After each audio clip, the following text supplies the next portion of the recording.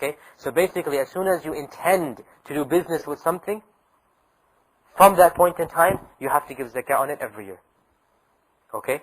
Now, suppose you bought books with the intention of selling them. In this case, automatically, they'll enter into zakah. You don't have to, like suppose the person has a car lot, okay? He doesn't buy cars except to sell them. So it doesn't matter, he has an ongoing running business, okay? So in this case, whatever that date or that time comes, he must give zakah on his stuff, which we'll get to it and how to do that in a little while, okay? Now the nisab of business products is the same as gold and silver. The nisab of business products is the same as gold and silver. Brother in the back, what is the meaning of nisab? Then you have to pay. Not can, you have to pay zakah. If you have less, then you don't pay zakah. Okay. So the nisab of products, business products, is the same as the nisab of gold and silver. Okay. Whatever calculation, which we inshallah will try to get to soon, inshallah. Now, how does a person calculate his business zakah? You have to realize it's, it might be very difficult in the sense that he cannot monitor every item that comes in and out of his shop. Suppose he has a car lot, okay? He cannot monitor what car what particular car he brought and sold every day, and the value and when it was sold. It's too difficult to do that. So Allah subhanahu wa ta'ala has made it very easy, and the way that you do is that basically you pick one day of the year. Suppose the first of Ramadan, okay? Every time the first of Ramadan comes, you just calculate your stock at hand and give your zakah on that. Okay? So you don't have to basically plot out the whole long chart and everything. No. Whatever your business products are worth at that particular day and time, that you have your one day of, 1 year, then you give your zakah on that day. Now obviously a person should fear Allah, and that, for example, the 28th of Sha'ban, still have all of his cars. Obviously this is trickery, and you will be punished, because Allah subhanahu wa ta'ala knows your intentions.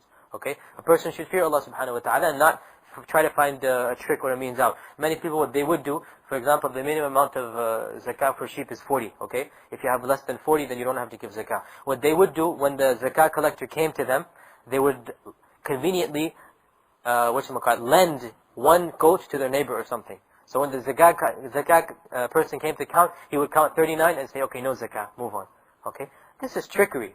This is deceit, and Allah knows your intentions, and you will be sinful for this. No. If it so happens that you have to sell it or, do something like this, and, you didn't plan to do so, that's fine.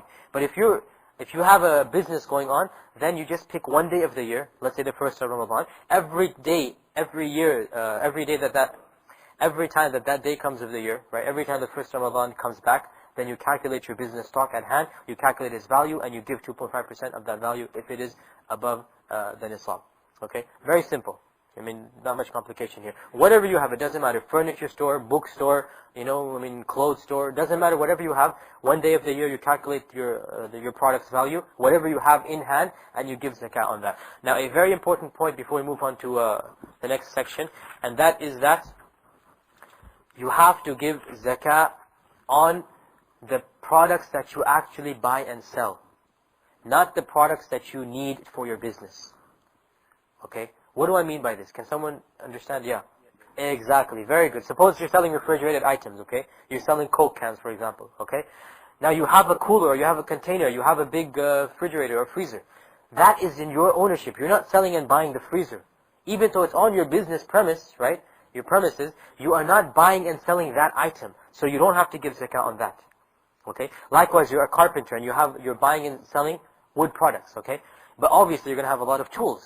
You don't buy and sell the tools, you buy and sell the cabinets and the drawers or whatever. So what do you give zakah on? The wooden products, not on the tools.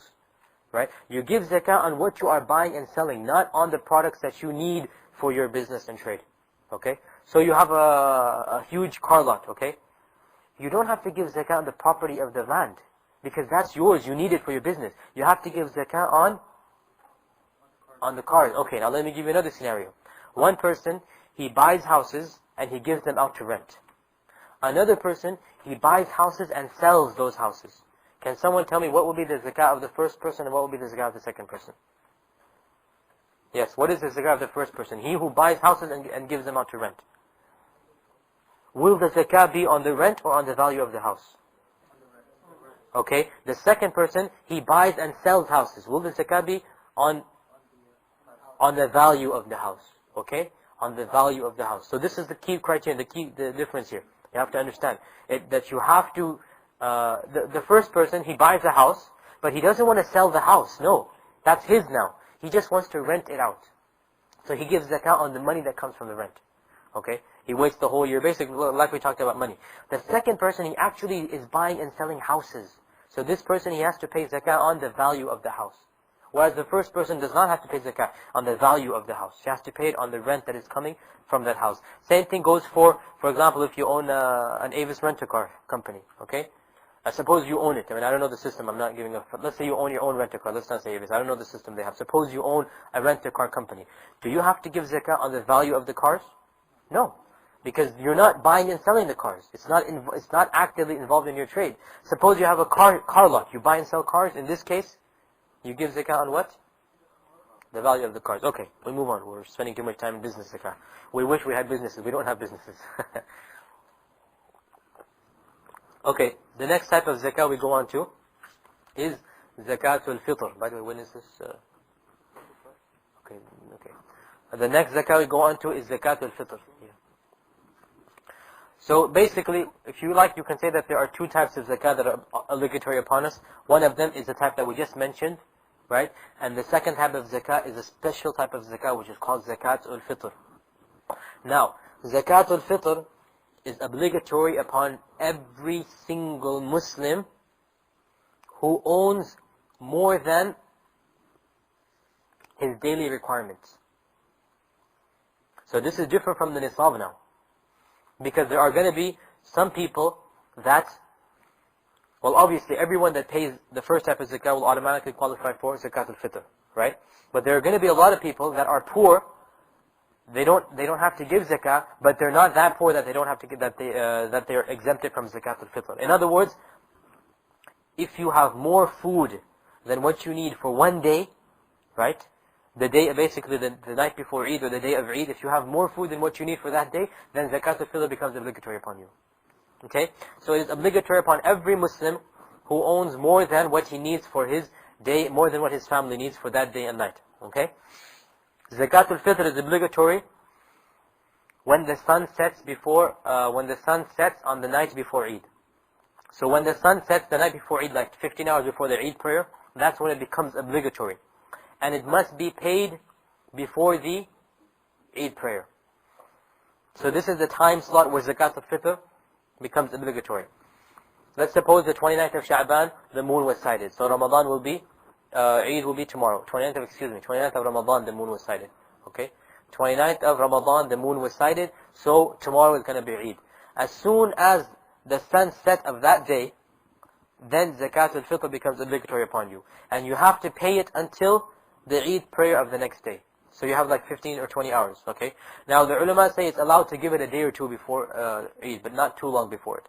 So suppose on the 27th of Ramadan, you can give your zakat al-fitr, the 28th of Ramadan, 29th of Ramadan, and right before Eid prayer, but you have to give it before Eid prayer. You must give it before Eid prayer, or else it is not zakat al-fitr, it will just be any other sadaqah like you're giving. Okay? So it is obligatory to give zakat al-fitr before Eid prayers. And it is 1 sa', write down the Arabic term. What is the amount of this zakah? 1 sa', an ayn at the end. 1 sa' of a staple food item, such as wheat, or rice, or anything like, dates, or any type of grain that is used in the community. Okay? Any type of grain or any type of wheat or staple item that is used as food, you have to give 1 sa' of that. 1 sa' equals 4 mud. Very good. How much is a mud? Well, 1 sa'. So, no, a mud is a fourth of a sa', and a sa' is 4 muds. Okay?